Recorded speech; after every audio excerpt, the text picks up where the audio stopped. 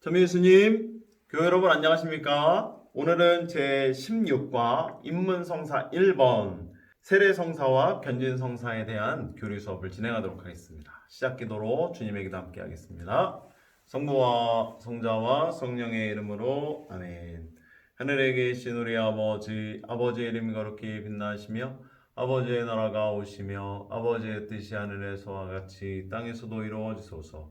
오늘 저희에게 일용할 양식을 주시고 저희에게 잘못한 일을 저희가 용서하오니 저희 죄를 용서하시고 저희를 유혹에 빠지지 않게 하시고 악에서 구하소서. 아멘. 성부와 성자와 성령의 이름으로 아멘. 앞 시간에서 우리는 은총의 셈인 성사에 대한 이야기를 하면서 성사의 의미는 무엇이고 그 성사는 어떠한 것들이 있는지 좀 살펴보았습니다. 여러분들의 기억을 되살려 드리기 위해서 먼저 성사 7가지를 다시 살펴보도록 하겠습니다. 성사는 크게 세 부분으로 나눠진다고 그랬죠. 첫 번째로는 입문성사. 그래서 우리가 가톨릭 신자가 되기 위하여 가톨릭 교회에 들어가는 성사입니다. 신자가 되기 위해서 받아야 하는 성사들. 그리고 두 번째로는 치유와 화해의 성사가 있다고 그랬고, 세 번째로는 신교와 일치의 성사 혹은 신교에 봉사하는 성사가 있다고 그랬죠. 그죠? 자, 인문성사는 한번 말씀해 보세요. 세견성을 기억하시면 된다고 그랬죠? 세례, 견진, 성체. 이 세 가지의 성사가 인문성사에 속하고요. 그 다음에 치유와 화해 성사, 병자와 고해 성사가 치유와 화해 성사라고 했죠. 그래서 병고를 기억해라. 이렇게 새겼어? 병고를 겪고 나면 우리는 드디어 혼, 성, 듀엣이 된다고 했죠. 그래서 혼인성사와 성품성사 이 두 가지가 신교와 일체의 성사 그리고 신교에 봉사하는 성사 이렇게 분류해서 여러분들에게 성사를 말씀을 드렸었죠. 성사의 의미 여러분들 잘 기억하고 계시리라 생각하는데요. 성사는 하나님의 은총이 지금도 우리에게 내리고 있습니다. 하지만 그 은총이 우리에게 보이지 않아요. 그렇기 때문에 그 보이지 않는 하느님의 은총을 보이게 해주는 교회 안에 구직되어 있는 전례라든지 예식이라든지 어떤 절차를 통하여 하느님의 은총이 나에게 내려지고 있음을 우리에게 보여주는 것 이것이 이제 성사라고 그랬죠. 오늘 우리가 이 시간에 배울 성사는 이 입문성사 중에 세례성사와 견진성사에 대해서 배우게 될 겁니다. 천주교에 들어가면서 그리스도교 신자가 되면서 받게 되는 세례와 견진 그것은 무엇인지 지금부터 살펴보도록 하겠습니다. 이 인문성사는 우리 그리스도교 신자들 생활에 기초가 되는 기반이 되는 성사다라고 말할 수 있습니다. 세례 성사를 받아야 우리가 하느님의 자녀로서 태어나게 되는 것이고 그렇게 새롭게 태어난 우리가 견진 성사를 받으면 신앙이 견고해지면서 신앙의 성숙을 이루게 되기 때문에 또 그 기반이 되는 성사가 되는 것이 이제 견진 성사가 되겠죠. 그리고 다음 시간에 살펴볼 내용이지만 이 성체 성사는 우리가 매일매일 식사를 하면서 무언가 음식물을 섭취하면서 그렇게 일상생활을 살아가는 것처럼 우리들에게 영적인 양식으로 늘상 공급되는 그리스도의 몸을 받아 모시는 그 성사가 바로 성체 성사가 됩니다. 그래서 이 입문성사는 우리 신앙인들에 있어서 아주 기초가 되는 성사다고 할 수가 있겠죠. 그래서 여기서 한번 그림을 한번 그려보면 이렇게 볼 수가 있어요. 어떤 탑을 쌓는다라는 비유를 통해서 말씀드리면 먼저 밑에 세 개의 주춧돌이 있어요. 그래서 세례, 견진, 성체 성사가 이렇게 기초가 잘 놓여져야만 그 위에 탑을 쌓을 수가 있겠죠. 이렇게 기초가 잘 되어 있는 그 위에 병자 성사와 고해 성사가 늘 활력을 제공해요. 우리가 어떤 육신의 병을 얻게 됐을 때 그 병으로부터 우리가 자유로워져서 다시 교회로 또 우리의 일상생활로 돌아갈 수 있는 은총을 하느님은 병자 성사를 통해서 주시죠. 그리고 우리는 늘 어떤 갈등이 있고 문제가 생길 때마다 그렇게 힘들게 어렵게 마음고생을 하면서 살지만 그렇게 화해할 수 있는 기회를 하느님은 계속 주시고 하느님도 우리의 잘못과 죄를 용서해 주시면서 우리에게 일상생활에 새로운 기회를 늘 허락하시죠. 그렇게 일상생활에 새로운 기회를 허락하시는 하느님의 도우심에 힘입어 우리는 늘 이렇게 또 좋은 모습으로 성장해 나가게 됩니다. 이렇게 성장해 나가는 삶 속에 드디어 맨 위에 세 번째 층이 쌓이게 되는데, 이 세 번째 층은 한 칸이에요. 왜냐? 친교와 일치의 성사이기 때문에 혼인성사는 성품성사를 위해, 성품성사는 혼인성사를 위해 정말 필요한 거죠. 그래서 혼인성사와 성품성사는 두 칸이 아니라 한 칸이에요. 혼인성품. 그래서 3층짜리 탑이 쌓여지게 되는데, 이것이 바로 제가 이름 붙인 성사탑이에요. 이 성사탑을 잘 쌓아가는 삶이 우리 신앙인들이 훌륭하게 살아가는 거죠. 근데 공든탑이 무너지지 않도록 하기 위해서는 어떻게 해야 되겠어요? 그렇죠. 속담에 나오는 것처럼 정말 공든탑이 무너지지 않기 위해서는 정말 기초가 탄탄해야 됩니다. 기초가.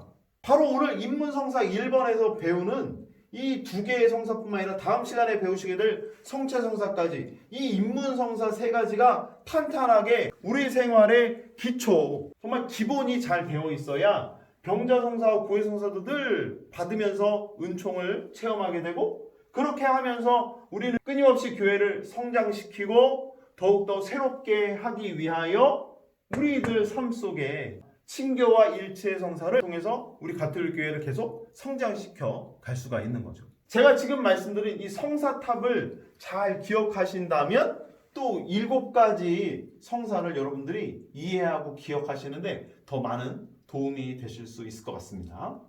그렇다면 이제 세례성사의 의미와 효과에 대해서 여러분들께 말씀을 드리도록 하겠습니다. 원래 세례성사는 침례였습니다. 침례가 뭐냐면 물에 잠기었다가 그 사람을 다시 물 밖으로 내놓는 거죠. 물에 잠긴다라고 하는 것은 죽음을 상징합니다. 물 속에 들어가서 묵은 날을 없애는 거죠. 그럼 물 밖으로 나오는 순간 나는 다시 깨끗이 씻기고 그 물 속에서 죽었던 내가 다시 새로운 생명을 얻는다라는 영적인 의미를 지니고 있죠. 그래서 세례성사는 내가 새로운 나로 다시 탄생하는 것, 이것을 의미합니다. 육신의 내가 있었지만 그 육신의 나는 하느님을 모르던 상태였으니 이제 하느님을 알게 되는 상태로, 누군가의 자식이었던 내가 이제는 하느님의 자녀로 새롭게 태어난다라는 그런 의미를 지니고 있습니다. 우리보다 먼저 예수님께서도 세례를 받으셨지요. 원래 예수님은 세례를 받으실 필요가 없었던 분이죠. 흠도 티도 없었을 뿐더러 그 어떠한 죄에 물든 적도 없으셨기 때문에 그분은 그 어떠한 것도 씻을 필요가 없는 아주 깨끗한 분이셨죠. 그런데 그분은 세례를 받으셨습니다. 왜? 왜냐하면 그분은 우리에게 모범이 되고자 하셨던 거죠. 흠도 티도 죄도 없는 내가 이렇게 세례를 받았듯이 너희도 하느님 앞에 부족함을 인정하고 죄를 용서 청하면서 회개하고 하느님 앞에 세례를 받으라는 굉장히 커다란 그 마음이 그 안에 담겨 있었죠. 예수님께서 받으신 세례를 잘 살펴보면 그분의 세례가 침례였음을 알 수가 있죠. 예수님은 요한 세례자에게 세례를 받으셨습니다. 예수님보다 먼저 세상에 나와서 예수님의 오실 길을 준비했던 바로 그 구약의 마지막 예언자이면서 동시에 신약의 첫 예언자였던 요한 세례자에게 찾아가서 예수님도 세례를 받으셨죠. 그렇게 침례로 이어져 오던 세례가 이제는 많이 간소화되었습니다. 그래서 오늘날 세례 성사는 이마를 물로 3번 씻는 예식을 통해서 간소화되게 되었습니다. 그래서 교재에 나오는 것처럼 세례는 새로 태어나는 것이고 세례 성사 예식은 죄악에 물든 과거의 우리 자신은 죽게 하고 동시에 그리스도의 부활에 동참하게 하고, 그래서 우리가 하느님의 새 생명을 얻을 수 있도록 그렇게 해주는 성사가 바로 이 세례 성사가 되겠습니다. 세례 성사를 받게 되면 커다란 죄 2가지를 용서받으면서 우리는 새롭게 태어나게 됩니다. 이 2가지 죄는 첫 번째, 원죄라고 하는 겁니다. 원죄. 이 원죄는 인간이라면 누구나 간직하고 태어나는 죄입니다. 이 원죄는 아담과 하와가 태초에 지은 바로 그 죄입니다. 하느님과 약속을 맺었지만 아담과 하와는 그 약속을 어기게 되죠. 그래서 이 원죄는 인류에게 대물림이 되고 있는 죄입니다. 내가 짓진 않았지만 사람으로서 내가 태어나면서 부족함을 간직하고 태어날 수밖에 없게 되는, 결국 우리 인간이 한계를 지니고 있고 그래서 유한하다라는 사실이 바로 이 원죄로부터 드러나게 됩니다. 그래서 아담과 하와가 지었던 이 원죄를 우리는 간직하고 태어나게 되는데 세례성사를 받게 되면 바로 이 원죄가 없어지게 되죠. 그렇기 때문에 우리는 세례성사를 받지 않으면 죽는 그날까지 원죄를 간직하고 살아갈 수밖에 없는 그런 존재입니다. 저는 원죄가 없습니다. 이 영상을 보고 계시는 분들 중에 천주교 신자가 보고 계시다면 그 세례받은 천주교 신자도 원죄가 없죠. 하지만 아직 천주교에서 세례를 받지 않으셨다. 그러면 나는 원죄라는 것을 간직하고 있는 사람이구나. 그래서 어서 빨리 세례성사를 받고 원죄의 사함을 받아야 되겠구나. 이런 마음을 간직하셨으면 좋겠습니다. 원죄와 더불어서 우리가 세례성사를 통해서 사함을 받는 죄는 이 본죄입니다. 본죄. 본죄라고 하는 것은 내가 태어나서 세례를 받기 전까지 지었던 죄를 본죄라고 합니다. 그래서 우리는 세례받기 전까지 우리들이 일상생활에서 저질렀던 잘못인 이 본죄의 사함을 받기 위해서라도 세례성사를 반드시 받아야 되죠. 근데 이 본죄는 크게 두 가지로 나눕니다. 말 그대로 대죄와 소죄로 나눠지게 되죠. 대죄라고 하는 것은 정말 큰 죄입니다. 기도서에 나오는 그 10계명, 하나님께서 우리에게 지키라고 모세를 통해서 내려준 10가지의 계명이 있는데 그 계명들을 통해서 내 삶을 들여다봤을 때 어긴 것이 있다. 그러면 우리는 대죄라고 할 수가 있겠죠. 그리고 인륜을 거스르거나 어떤 사람으로서의 도리를 다하지 않았을 때, 그리고 하느님과 이웃들에게 내가 불충한 모습을 보이거나 사랑하지 못했던 것이 있다면 그런 모든 것들은 다 대죄에 속할 수가 있죠. 반면에 소죄라고 하는 것은 대죄에 비해서 작은 죄이지만 바늘도둑이 소도둑 된다고 이 소죄들이 모이면 결국에 큰 죄가 될 수가 있기 때문에 늘상 우리가 주의하고 조심해야 되는 죄가 바로 이 소죄이지요. 중요한 것은 원죄는 세례성사를 받으면 다시는 우리가 지을 수가 없는 죄예요. 다만 이제 이것이 중요합니다. 내가 세례를 받고 난 다음 죄를 짓지 않기 위해서 노력해야 되는 거죠. 세례받기 전까지의 죄는 세례성사를 받으면 싹 없어지게 되지만 세례를 받은 다음에 또 무언가 죄를 짓고 잘못을 했다면 그 본죄는 또다시 차곡차곡 우리에게 쌓여가고 그만큼 우리를 더럽히게 되는 것이 되겠죠. 세례성사는 아까 말했듯이 죽음으로부터 내가 새로운 생명을 얻는 것이고 묵은 나를 벗어던지고 이제 내가 새롭게 탄생하는 것이라고 말씀을 드렸죠. 새롭게 탄생한 내가 계속 깨끗하게 거룩하게 하느님 보시기 좋은 모습으로 살아가야 되는데 늘 큰 죄와 작은 죄를 골고루 지어가면서 그렇게 내 자신 스스로를 더럽혀간다면 안 되겠죠. 그죠? 그래서 세례받은 여러분 모두는, 그리고 세례를 준비하신 여러분 모두도 계속해서 죄를 짓지 않기 위해서 노력하고 애쓰면서 항상 착하게 선을 따라 살아갈 수 있도록 노력하셔야 되겠죠. 뒤에서 말씀드릴 것이지만 우리 인간은 사실 이 본죄로부터 자유스럽지 못합니다. 누구나 다 끊임없이 잘못을 저지르고 죄를 짓게 되죠. 세례받기 전까지의 죄를 세례성사를 통해서 용서받았다고 하지만, 그리고 제가 지금껏 말씀드린 것처럼 이제 죄를 짓지 않기 위해서 노력하라고 또 말씀을 드렸지만 아마 여러분들은 또 죄를 짓게 될 거예요. 안타깝게도. 저도 마찬가지고 누구나 다 이 본죄로부터 자유스럽지는 못해요.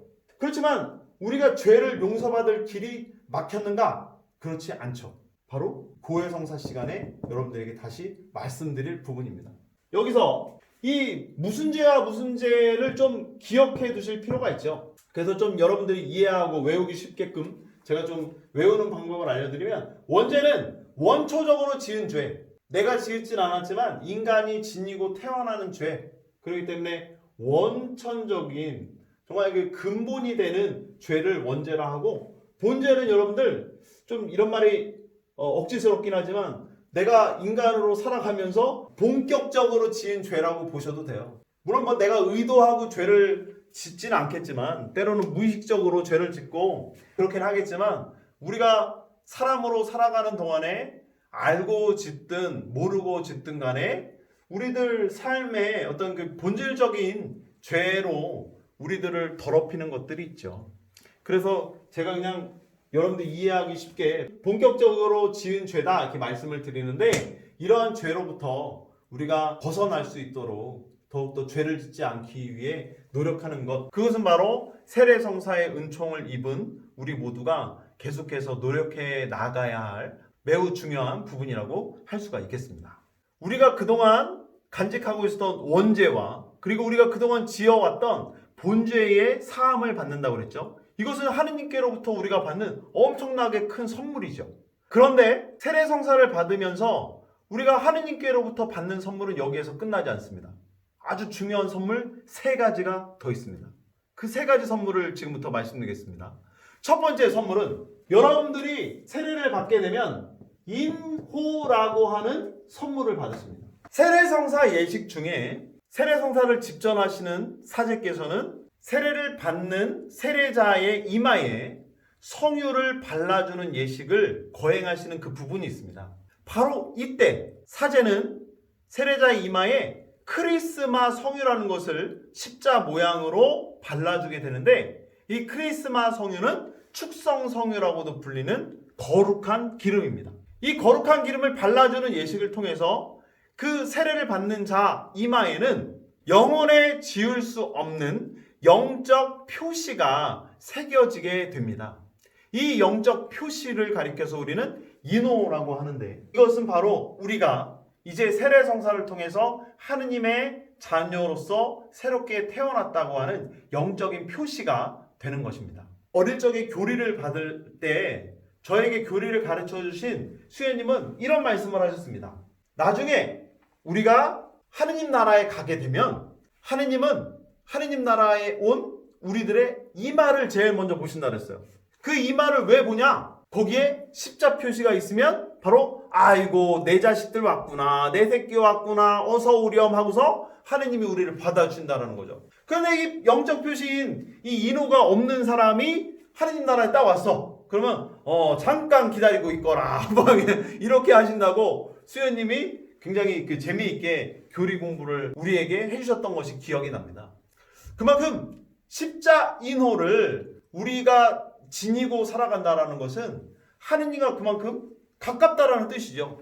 내가 하느님의 아들이고 하느님의 딸이라는 그런 어떤 상징적인 표시가 됩니다. 그러므로 우리는 세례성사를 통해서 하느님께서 주시는 이 인호라는 선물도 잘 받아 간직할 수 있어야 되겠죠.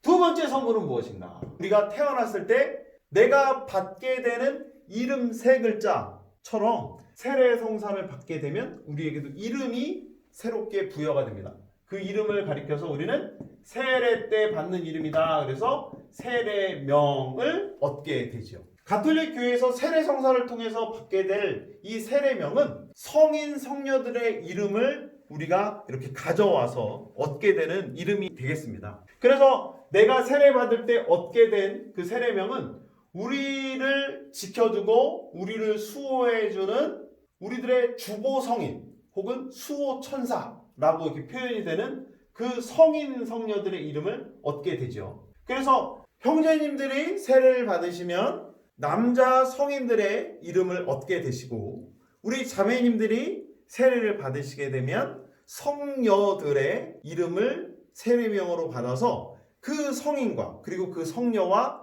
세례를 받게 된 내가 그만큼 밀접한 연관을 맺고 서로 마음을 나누면서 하느님께 더욱더 가깝게 나아갈 수 있게 되는 거죠. 그래서 이 세례명을 어떻게 정했으면 좋겠습니까? 가끔씩 여쭤보시는 분들이 계신데, 세례를 받기 전에 여러분들이 좀 어떤 성인을 좀 흠모하고 좀 존경하는 분이 계셨다면 그 성인을 내가 세례받을 때 이렇게 잘 그 세례명으로 정하시면 되겠고, 그리고 또 뭐 여러 자료들을 찾아보면서 참으로 본받을 만한 성인이시구나 성녀시구나 하는 분들이 계시다면 여러분들이 잘 기억하고 계셨다가 그 성인 성녀의 이름을 여러분들의 세례명으로 정하시면 좋겠습니다. 뭐 옛날에는 이렇다고 하더라고요. 아들이 태어나면 다 요셉, 딸이 태어나면 다 마리아. 그래서 예전에는 요셉과 마리아가 우리 가톨릭 교회에 참으로 많았었죠. 근데 요즘에는 이제 각자 뭐 개성이라 하기엔 좀 그렇지만 자신들이 존경하고 평상시에 뭐 이렇게 알았던 그런 어떤 분들을 자기의 주보 성인으로 정해서 세례 때 이렇게 세례명으로 정하는 분들도 많고, 또 주변에서 이 성인은 참 좋은 분이야, 이 성인은 참 본받을 게 참으로 많은 분이야 라고 이렇게 안내를 해주시면 그런 분들의 안내를 받고 또 세례명을 정하시는 분들도 많이 계십니다. 끝으로 세 번째 선물은 바로 무엇이냐면 우리는 대부대모를 선물로 받게 됩니다. 우리 육신의 생명을 낳아주신 분이 우리의 부모님이시잖아요. 그런 것처럼 우리가 하느님 안에서 새로 태어날 때 우리 영혼의 부모님이 되시는 분들을 가리켜서 우리는 대부대모라고 합니다. 형제님들이 세례를 받으시면 대부님이 생기게 되고요. 자매님들이 세례를 받으시면 대모님이 생기시게 됩니다. 내 영혼의 아버지이고 어머니이기 때문에 이것은 내 영혼이 하느님 안에서 한 가족 한 형제로서 이분들과도 신앙생활을 잘 해나갈 수 있도록 서로 돕고 협력하는 이런 관계를 맺게 된다는 거거든요. 대부대모는 나보다 먼저 세례성사를 받은 분들이기 때문에, 그리고 대부대모가 될 자격을 지닌 이들은 인문성사의 두 번째 성사였던 견진성사까지 이미 받으신 분들이기 때문에 신앙이 나보다 깊고 튼튼하고 굉장히 신앙의 큰 열매를 얻으신 분들이죠. 우리가 부모님께로부터 많은 도움을 받으면서 성장하는 것처럼 우리 신앙생활 안에서도 내 영혼은 그렇게 대부대모님의 많은 도움을 받으면서 그렇게 성장해 나가게 되겠죠. 그래서 이 시간 대부대모 되셨던 분들에게 말씀드리면 여러분들의 대자와 대녀들을 잘 챙겨주세요. 내 아이들이 어떻게 살아가고 있는가, 교육도 잘 받고 꼭 괜찮게 잘 성장하고 있는가 부모님은 늘 이렇게 신경 쓰고 알뜰살뜰히 살펴주시잖아요.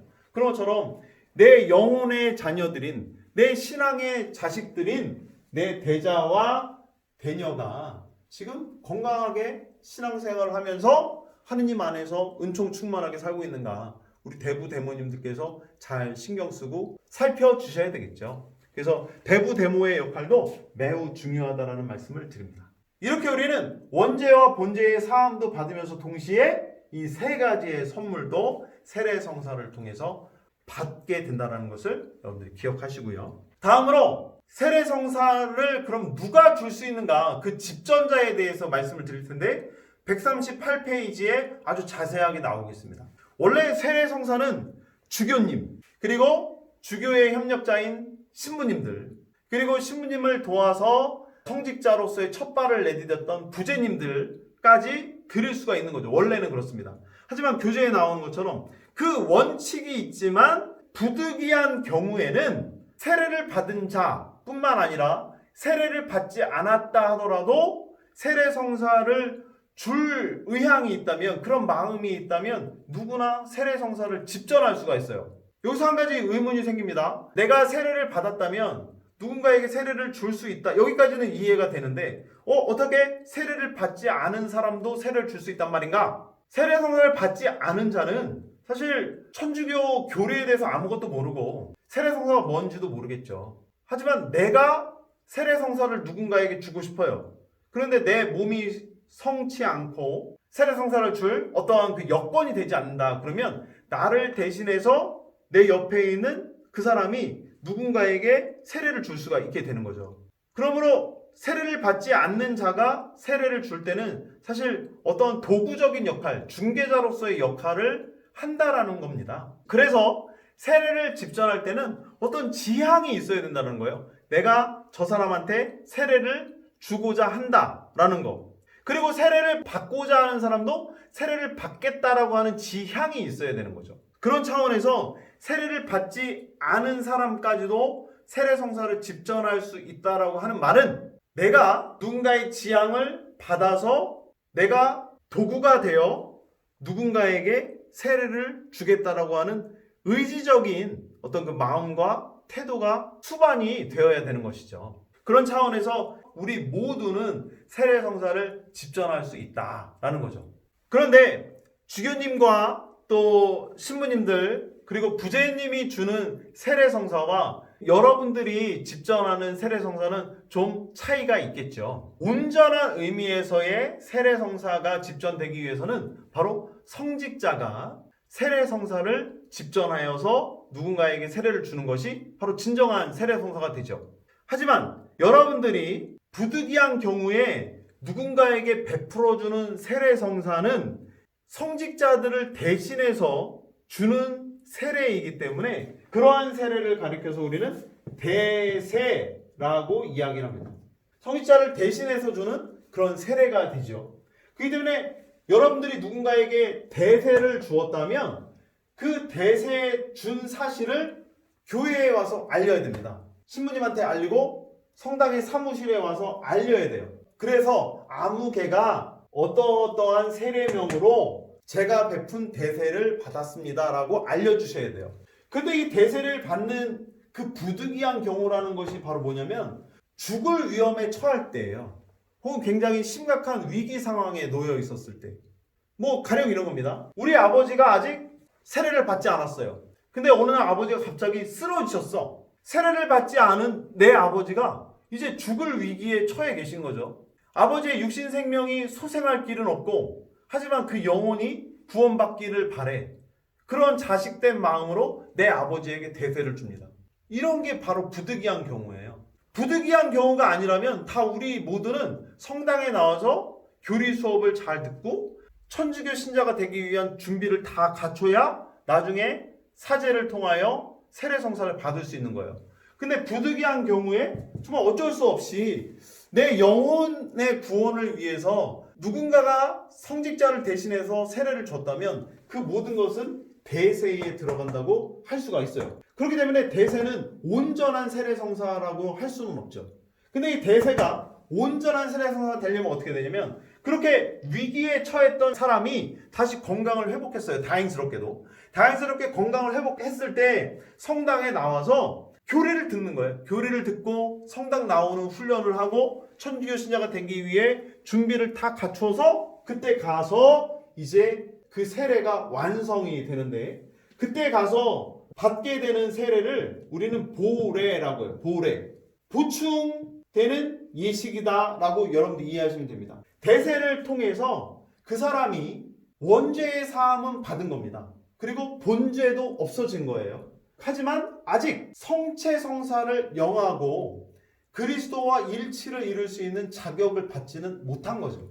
그렇기 때문에 대세자는 견진이든 성체든 기타 다른 6가지의 성사를 받을 자격이 부여가 되지 않습니다. 그래서 대세자는 대세를 받은 사람은 나중에 성당에 나와서 보례를 받아야만 나머지 6개의 성사를 받을 수 있는 자격을 얻게 된다는 거예요.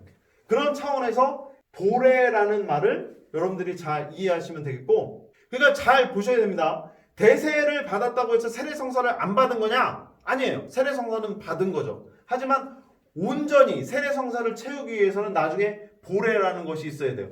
대세를 받은 사람은 성체성사를 받을 수가 없다라는 거죠. 제가 아까 말씀드린 것처럼 이 성사의 탑에서 이 3칸을 다 채워야 되는데 대세자는 세례성사를 받긴 했지만 온전히 세례성사를 채우지 못했기 때문에 견진도 받지 못하고 성체성사도 받을 수가 없어요. 그러면 진정한 그리스도교 신앙인이 되었다고 말할 수가 없죠. 그러므로 대세자, 그 부득이한 경우를 잘 극복한 대세자는 나중에 성당에 나와서 보례를 받고 세례성사를 완성해야 되는 거죠.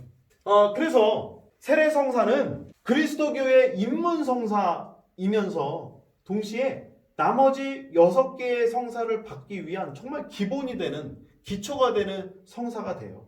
그래서 여기서 분명히 말씀드립니다. 세례성사를 받지 않으면 나머지 성사도 받을 수가 없다라는 거. 대세를 받아서 세례성사는 받을 수 있지만 그 대세자도 보례를 통해서 세례성사를 채우고 완성해야 바로 이 세례성사의 문턱을 넘어야 나머지 6개의 성사를 받을 수 있다는 것을 반드시 꼭 기억해 두시기 바랍니다. 대세를 받아도 세례명은 생기죠. 그리고 대세를 받으면 대부대모는 또 얻으실 수가 있게 됩니다.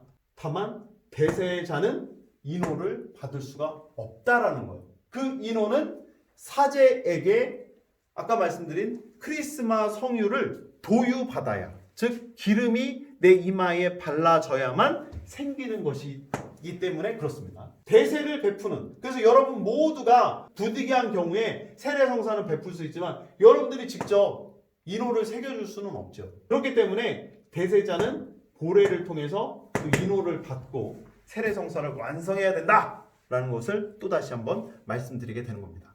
그럼 이제 세례성사를 어떻게 주는가, 그 세례성사 주는 방법에 대해서 말씀을 드리겠습니다. 교회 안에서 성직자가 주는 세례성사는 그 예식과 절차가 정해져 있습니다. 하지만 여러분들이 부득이한 경우에 세례성사를 주실 때는 단 두 가지만 기억하시면 돼요. 첫 번째, 깨끗한 물이 있으면 됩니다. 생수, 정수기 물 괜찮습니다. 그냥 페트병에 있는 물 좋습니다.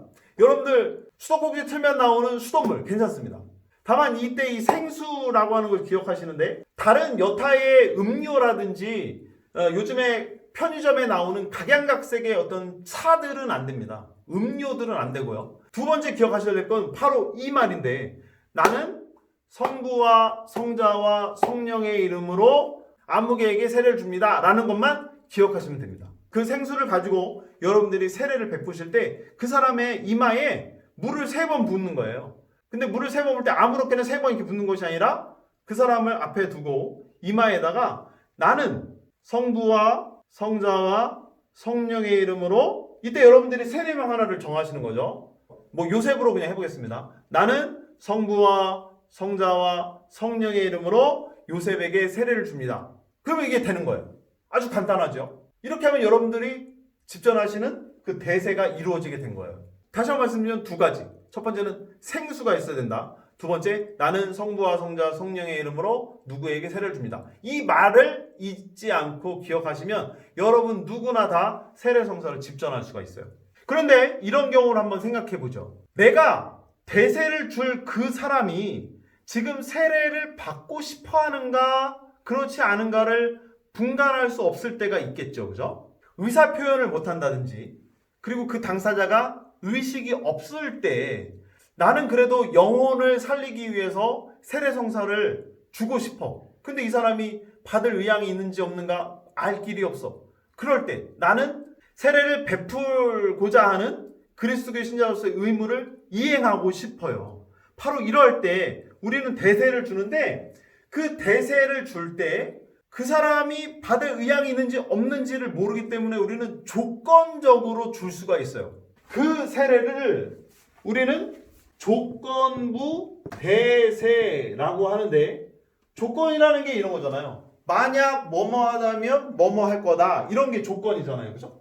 그래서 대세를 받을 자가 그 세례를 받고자 한다면 받는 거고, 받길 원하지 않는다 그러면은 그 사람이 세례를 안 받았다라는 어떤 표시가 돼요. 그래서 어떻게 하는 거냐면 이렇게 하는 겁니다. 만약 당신이 세례를 받길 원한다면 이라는 말만 붙이면 되는 거예요. 뒤에는 똑같습니다.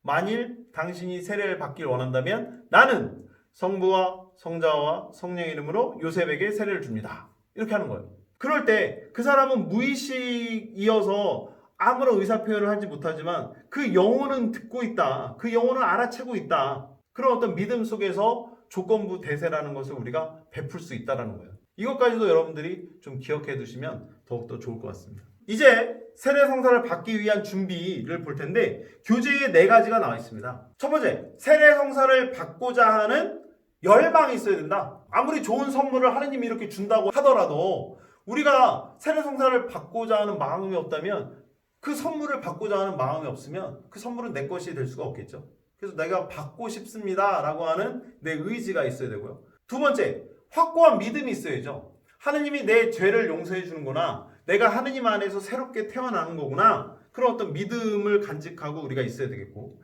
세 번째, 신앙생활을 할 수 있는 최소한의 교리 지식. 그래서 제가 하고 있는 이 노비스군 가톨릭 교리만 잘 들으면 최소한의 교리 지식을 여러분들이 얻으실 수 있게 되는 거예요. 그래서 최소한의 교리 지식을 잘 갖추어야 여러분들이 세례성사를 받을 수 있어요.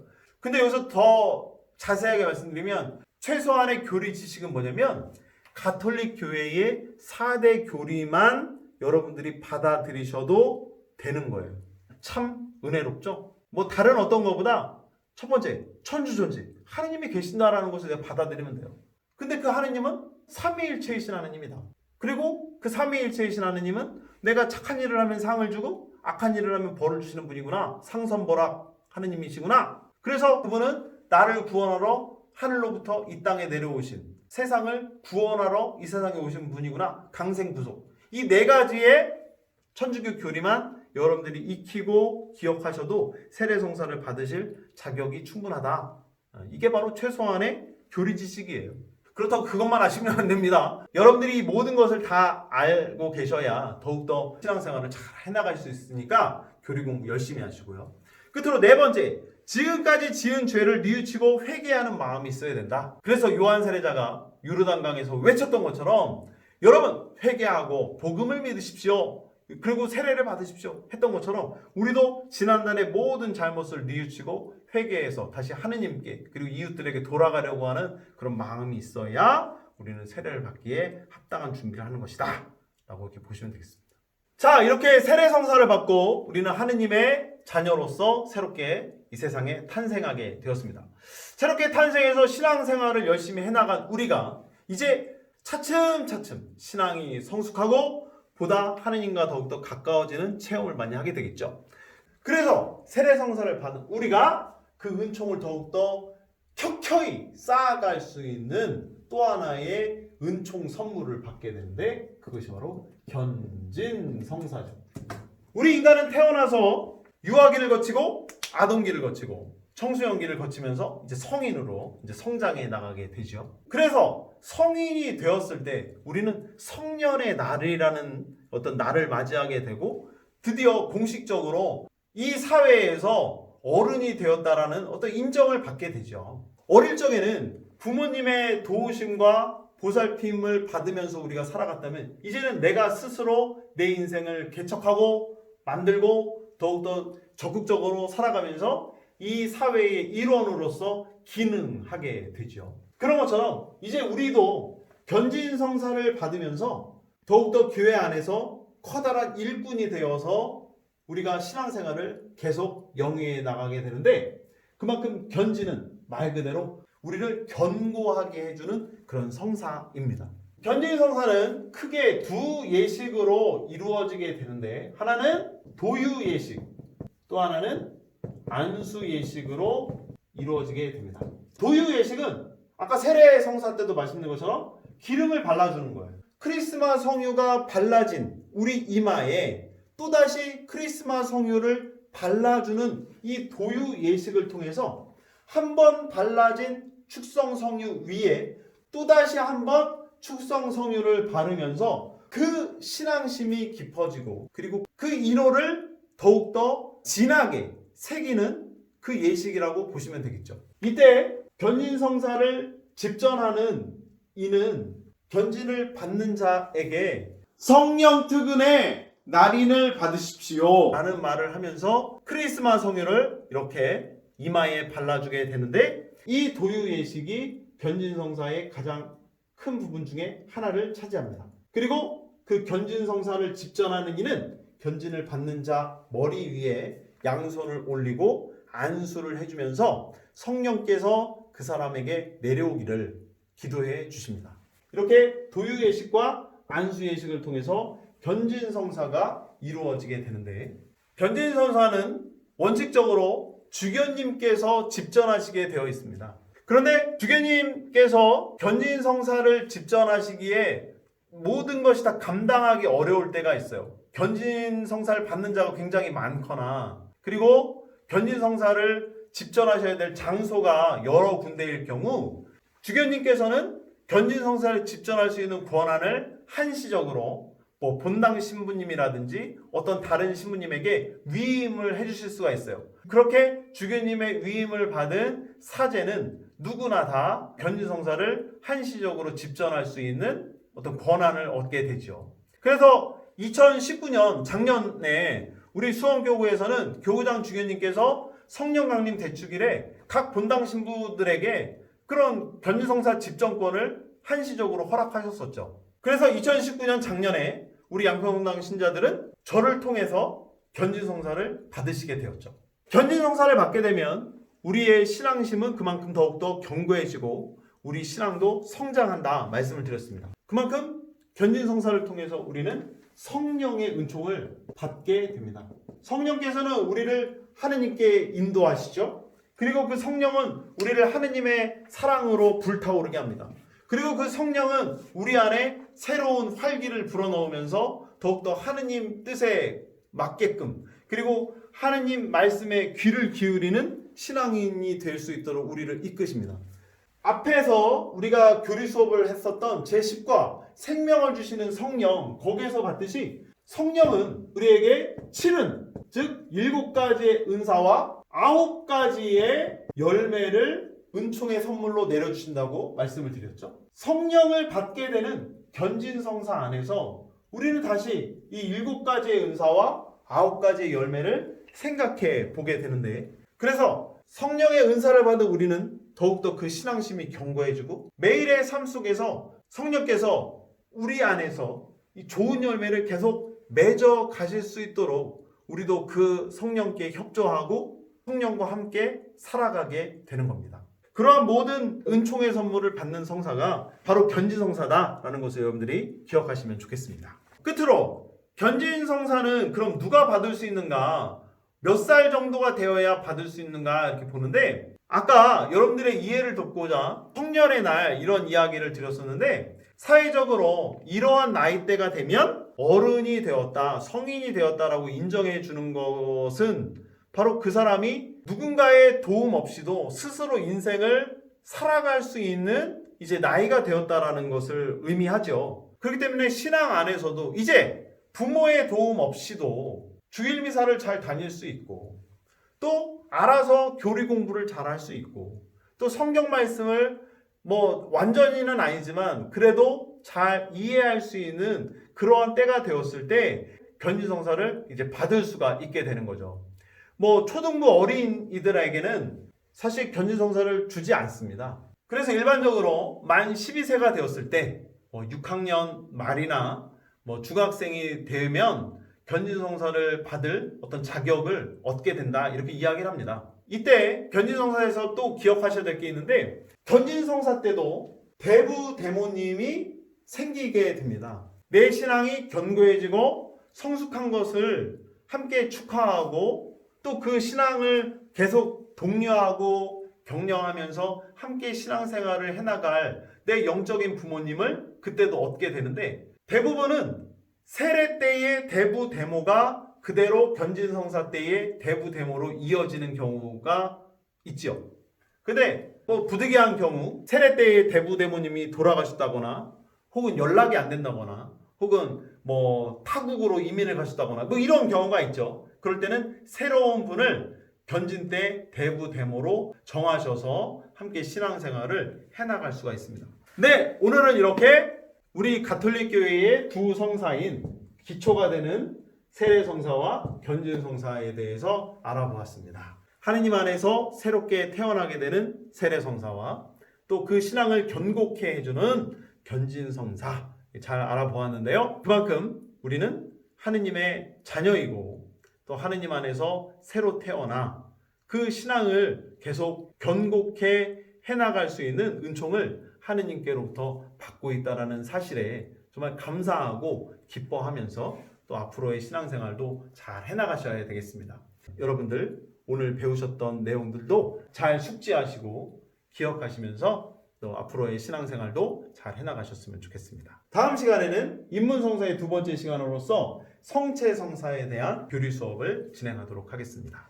오늘 수업도 잘 들어주신 여러분들께 감사드리고 또 다음 시간에 만나 뵙도록 하겠습니다. 마친 기도로 영광송 마치겠습니다.